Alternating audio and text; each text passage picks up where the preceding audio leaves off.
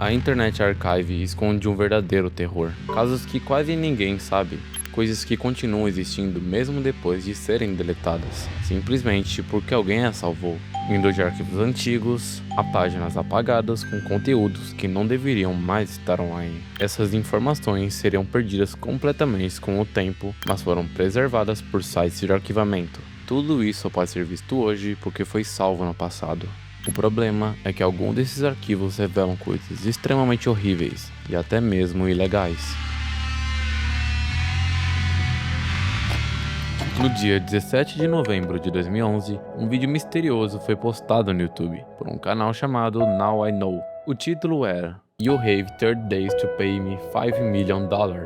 Ao mesmo tempo, foi lançado um site chamado nowiknow.com. Nesse site havia uma contagem regressiva que terminava em 18 de dezembro de 2011. A descrição do vídeo dizia apenas: "Eu só quero vender meu silêncio. Você tem 30 dias para me pagar $5 milhões.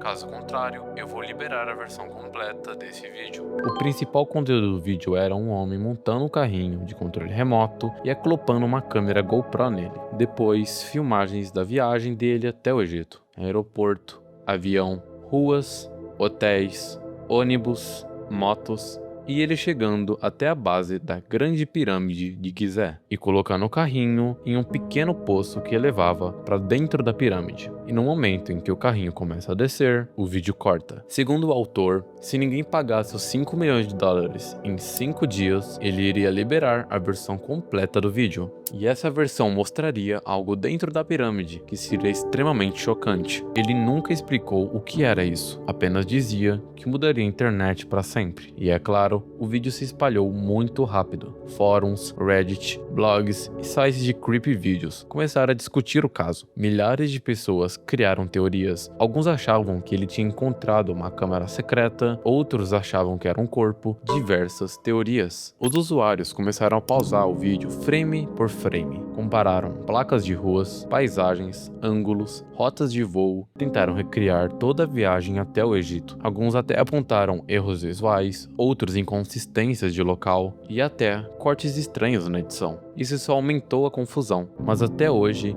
ninguém se apresentou como criador desse vídeo. Nenhum estúdio, nenhuma agência, nenhum artista. Nada. Porém o site Now I Know ficou fora de ar com o tempo e hoje ele pertence a uma empresa qualquer. Só que o Wayback Machine guarda as versões antigas, com a contagem regressiva e o texto original. Mas até dentro do site o vídeo não roda, apenas com acesso à descrição e os comentários da época. Mas é aí que vamos aos problemas desse caso. No vídeo, ele nunca mostra o momento de colocar o carrinho no túnel. A filmagem POV não tem referência nenhuma, pode ser qualquer buraco em qualquer lugar. Sinais de rádio não atravessam pedra grossa, e a bateria pequena não dura muito tempo. E sendo naquela época, ainda mais complicado isso. Tudo isso enfraquece a versão real do vídeo. Depois que o vídeo completo saiu e nada teve explicação, o interesse caiu, o canal ficou inativo, o site perdeu relevância e o caso morreu. Hoje em dia, a maioria considera isso um hoax bem produzido, não por ser convincente, mas por ter enganado muita gente. E até hoje, ninguém sabe quem fez isso, ou o porquê. Primeiro, vamos falar do WatchData. É um canal focado em fazer rankings de todo tipo. Em algum momento, você já viu um vídeo desse canal. Mas no dia 24 de outubro de 2022, o canal publicou um vídeo que ranqueava os vídeos mais assustadores do YouTube. Logo no começo do vídeo, o canal deixa bem claro que o ranking foi baseado em discussões da comunidade e que todos os links do vídeo estariam na descrição. No topo dessa lista podemos ver vídeos bem conhecidos, Time for Sushi, Blank Room Soap ou mesmo o conhecido comercial do Little Baby Ice Cream. Mas o que interessa mesmo está no final do ranking. O último colocado da lista, um vídeo chamado Play 2, com apenas 77 visualizações. Segundo a descrição do WatchData, o vídeo teria sido postado por um usuário chamado Mother8538. Quando você vai para a descrição do vídeo do WatchData, todos os links funcionam, menos um. Play 2 é o único vídeo da lista que não está mais disponível. Não só o vídeo foi apagado, mas sim, todo o canal desapareceu pouco tempo depois da publicação do ranking. Isso levantou uma grande dúvida. O vídeo foi apagado porque era fake ou porque era perturbador demais? Durante anos, algumas pessoas acharam que isso era só mais um bait do WatchData, até que em 2025, usuários começaram a pesquisar no Wayback Machine e lá estava a prova. O canal Mother8538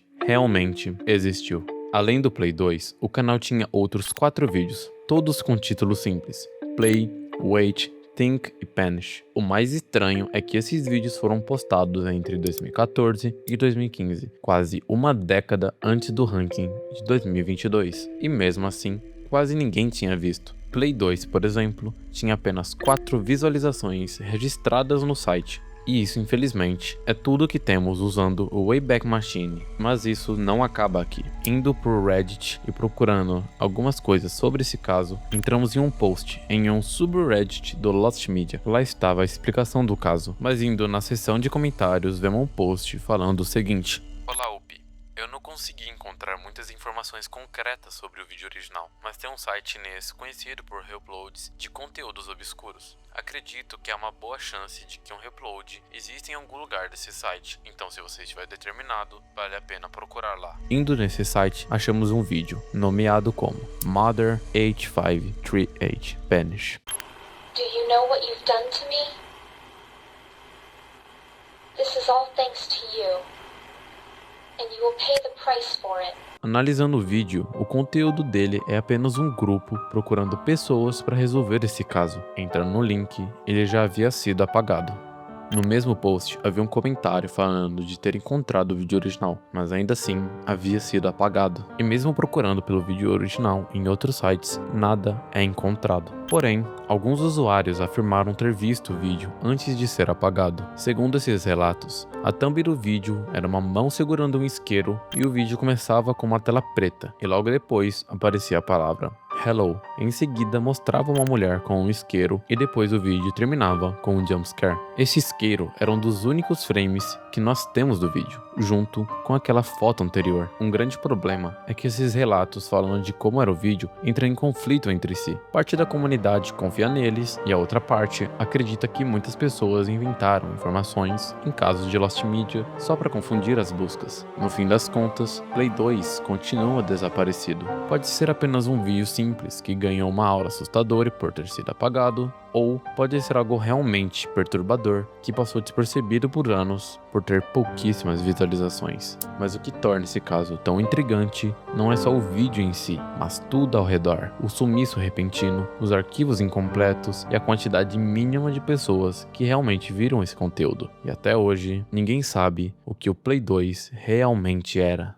Aliás, você curtiu a edição do vídeo e quer os arquivos certos para editar igual eu? Então eu apresento a vocês o Collector's Pack. Você que edita seus próprios vídeos, eu sei como que é chato ter que ficar caçando efeitos sonoros, músicas, memes e backgrounds. E se eu te falar que você pode encontrar isso tudo em um lugar? Esse é o Collector's Pack, um mega pack de edição feito pensando em você, editor, ou futuro editor. Nele você vai encontrar milhares de efeitos sonoros, músicas de diversos gêneros, backgrounds autorais, meus, tudo que é preciso para que você possa entregar a melhor qualidade nos seus vídeos, além de uma comunidade de edição minha no Discord. E sabe o melhor? Tudo isso por apenas R$50. Mas temos um cupom de desconto para te dar uma ajudinha. Link na descrição.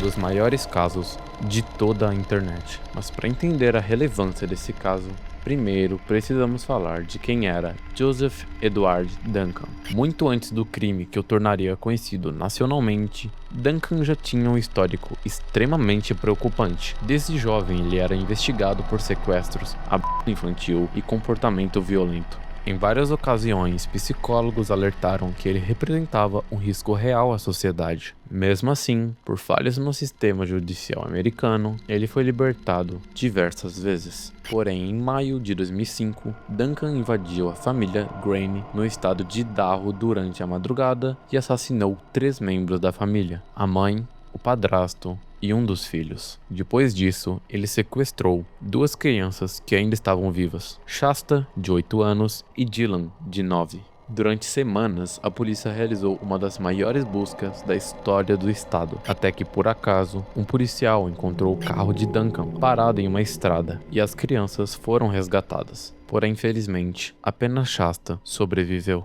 Muito do que se sabe sobre os assassinatos da família Graney foi revelado pela própria Shasta Graney. Ela então contou aos investigadores como Dylan foi assassinado. A Shasta estava do outro lado do Jeep de Duncan quando ouviu um estrondo alto. Então ela correu para o outro lado do Jeep e viu Dylan, seu irmão, deitado no chão, gritando. Duncan estava vasculhando uma caixa de plástico transparente em busca de cerveja, quando uma espingarda, que também estava guardada na caixa, disparou, atingindo Dylan no estômago. Até aqui, esse já seria um crime horrível, mas o que transformou esse caso em algo ainda mais perturbador veio depois. Durante a investigação, a polícia descobriu que Duncan mantinha um blog pessoal na internet. O site se chamava The Fifth Nail. Esse blog era público, qualquer pessoa podia acessar, onde ele escrevia textos longos sobre ódio, obsessões, fantasias violentas e textos expressando ódio contra a humanidade. Em vários desses textos ele falava de crianças, religião e delírios, medo de ser acusado e até da morte. Era praticamente um diário psicológico aberto. Logo após sua prisão, o blog foi apagado da internet.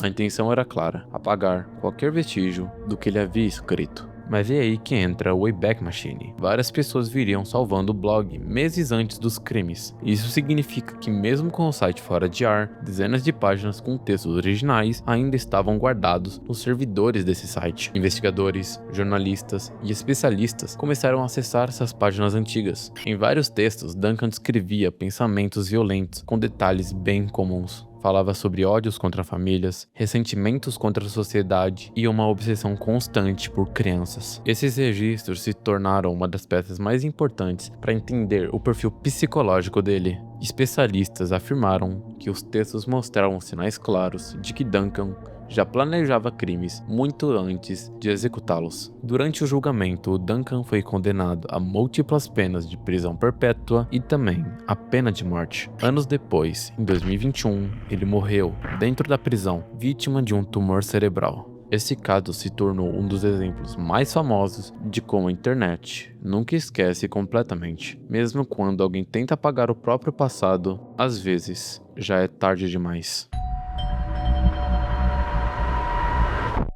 Esse era um dos primeiros sites de conteúdo gore da internet, Necrobabies, um site que ficou ativo no final dos anos 90 e no início dos anos 2000. A princípio aparenta ser um site normal, mas a primeira interação já mostra por que ele é conhecido por ser um dos piores da internet. O funcionamento do site era bem simples, porém bizarro. O Necrobabies reunia fotos reais de mulheres mortas, imagens retiradas de cenas de crime, necrotérios, acidentes e até autópsias. Tudo era organizado como se fosse um catálogo, com páginas numeradas, títulos provocativos e perfis que eram de colecionadores anônimos. Literalmente, o pior tipo de pessoa. O que mais revolta não era apenas o conteúdo do site, era a desumanização, porque em várias páginas do site, os corpos eram descritos como peças sexuais ou apenas um material raro. Os posts tinham comentários irônicos, com insinuações de teor sexual, e alguns comentários faziam observações irônicas, como se estivessem avaliando uma obra de arte, ou pior, um objeto de consumo.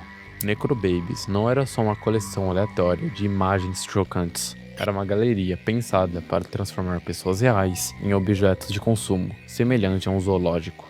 O que mais revoltava não era apenas o conteúdo gráfico, mas a forma como as vítimas eram tratadas. Algo deplorável que na época poucos tinham conhecimento disso. E durante anos, o site permaneceu no ar, circulava entre fóruns, lista de e-mails e comunidades da época. Porém, como o site teve muitas denúncias e pressões legais, com o tempo eles não pagaram mais a hospedagem, e então foi removido um dos piores sites que já passou pela internet. Mas infelizmente, isso não significou um fim ao conteúdo desse site. No Wayback Machine foi descoberto que diversas versões completas desse site ainda estavam preservadas, com páginas inteiras menos originais, ou seja, mesmo depois de apagado da web comum, o Necrobabies nunca iria sumir. Hoje, Necrobabies é considerado um dos exemplos mais extremos de como a internet antiga era um território sem regras, e também um dos maiores debates envolvendo o Wayback Machine, porque surge a pergunta inevitável: que tipo de conteúdo deveria continuar preservado? Por um lado, o arquivo mantém a história da internet viva e, por outro, ele também guarda páginas que exploram vários crimes horríveis e desrespeitam milhares de vítimas. Infelizmente, isso vai durar para sempre na internet.